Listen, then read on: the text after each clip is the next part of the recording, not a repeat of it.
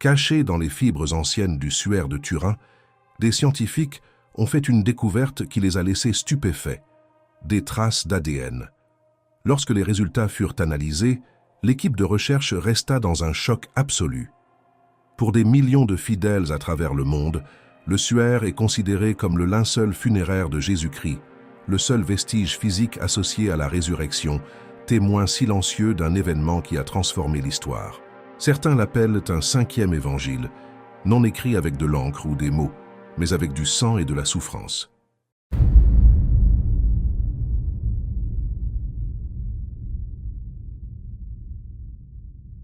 Pour les sceptiques, cependant, le suaire de Turin raconte une autre histoire. Il s'agirait de la falsification médiévale la plus élaborée jamais produite, peut-être l'œuvre d'un génie inconnu ou même attribué par certains à Léonard de Vinci. Pendant plus de 6 siècles, foi et scepticisme se sont affrontés sans concession. Au XXIe siècle, toutefois, la spéculation a cédé la place à la science. Génétique, physique des hautes énergies, spectroscopie et analyse médico-légale ont commencé à traiter le suaire non comme une relique, mais comme une scène de crime, une archive biologique préservant 2000 ans d'histoire. L'ADN fut soigneusement extrait, chaque fibre analysée par rayons X, et les taches de sang décomposées jusqu'à leurs éléments fondamentaux. On s'attendait à trouver des traces simples, peut-être d'un seul individu, ou des résidus de pigments médiévaux. Ce qui apparut fut bien plus complexe. Des chercheurs de l'université de Padoue et du centre ENEA trouvèrent des données qui non seulement contredisaient les théories existantes, mais les détruisaient. Le suaire se révéla être une carte, un registre détaillé de la souffrance humaine et d'une impulsion énergétique intense dont la nature demeure au-delà de la physique moderne. L'enquête médico-légale la plus complète jamais réalisée se mit à rechercher dans des particules microscopiques, du pollen et des signatures biologiques, l'identité du sang qui imprégna le tissu. Parallèlement, on étudia la physique de l'image, qui se comporte simultanément comme un négatif photographique, un hologramme et une image radiographique. L'analyse génétique conduisit à une conclusion troublante. L'artefact n'aurait pas pu être créé dans l'Europe médiévale. Le point de départ de la recherche scientifique eut lieu le 28 mai de l'année 1898, lorsque le photographe Secondo Pia photographia le suaire à Turin. En développant le négatif, apparut une image nette et détaillée d'un homme portant des signes évidents de violence extrême. Contrairement à toute peinture, le suaire est déjà, à l'œil nu, un négatif photographique. Aucun artiste médiéval ne possédait les connaissances ni la technologie nécessaire pour produire un tel effet, des siècles avant l'invention de la photographie.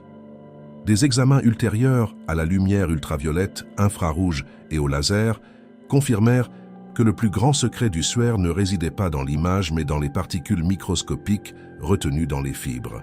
En 2015, une équipe dirigée par le professeur Giovanni Barcaccia obtint l'accès pour analyser l'ADN humain et végétal.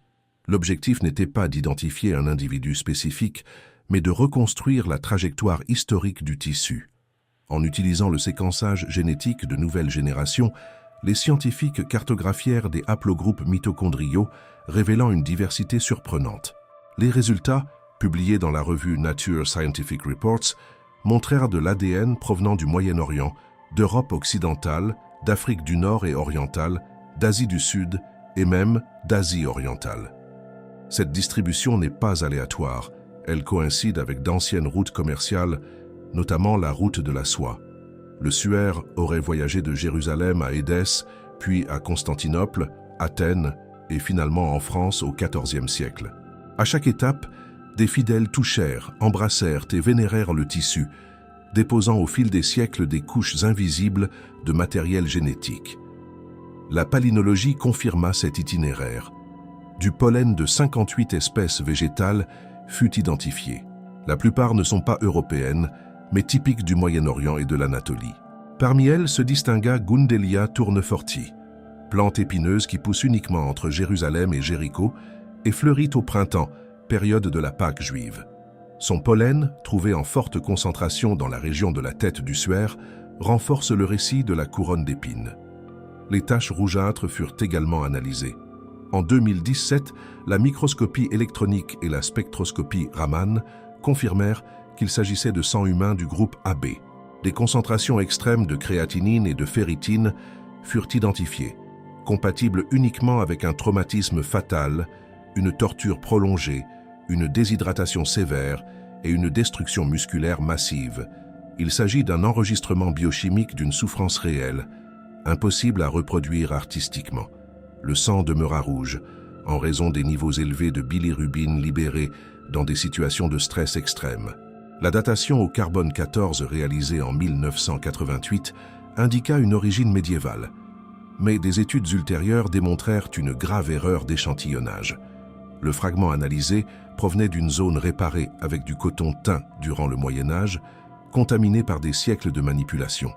En 2022, une nouvelle technique fondée sur la diffusion des rayons X à grand angle analysa la dégradation de la cellulose du lin en ignorant les contaminants. Le résultat situa le tissu au 1er siècle, en accord avec des textiles trouvés à Masada, datés entre 50 et 74 après Jésus-Christ. Reste la question centrale. Comment l'image s'est-elle formée? Il n'y a ni pigment ni peinture. L'image existe uniquement à la surface des fibres, avec une profondeur d'environ 200 nanomètres. Il s'agit d'une altération chimique par oxydation et déshydratation, semblable à une légère brûlure causée par une source d'énergie inconnue. Pour la reproduire, il faudrait une impulsion d'énergie intense et extrêmement brève, au-delà de toute technologie ancienne connue. Des analyses tridimensionnelles révélèrent également des détails compatibles avec des pièces de monnaie sur les yeux, frappées sous Ponce Pilate, de la poussière de Jérusalem, des perforations au poignet et des réactions nerveuses visibles. Biologie, chimie, physique, géologie et histoire convergent vers un seul lieu et une seule période. Jérusalem, entre les années 30 et 33 de l'ère commune. Le suaire de Turin demeure silencieux, mais les données parlent. Foi, tradition et science se trouvent désormais appuyées par des preuves mesurables. Peut-être qu'un jour la science expliquera pleinement le phénomène qui a laissé cette marque. D'ici là, il demeure comme un 5e évangile, écrit non en mots, mais dans la matière même. La question finale subsiste. La science expliquera-t-elle un miracle? Ou existe-t-il des portes destinées non à la raison, mais au cœur? Dans le silence qui entoure le suaire de Turin, subsiste un témoignage qui traverse les siècles, les cultures et les disciplines scientifiques. Il ne s'agit pas seulement d'un objet ancien, mais d'un registre physique qui défie les explications simples et invite à une réflexion profonde. Entre données mesurables et questions encore sans réponse, le suaire occupe un espace singulier où science et foi ne s'annulent pas, mais dialoguent, rappelant que la quête de la vérité peut éclairer à la fois la raison et le sens le plus intime de l'expérience humaine. Merci d'avoir regardé. Tant que vous êtes ici, n'oubliez pas d'aimer la vidéo et de vous abonner à la chaîne. Cliquez sur l'une des vidéos recommandées à l'écran pour découvrir davantage d'informations incroyables. À bientôt.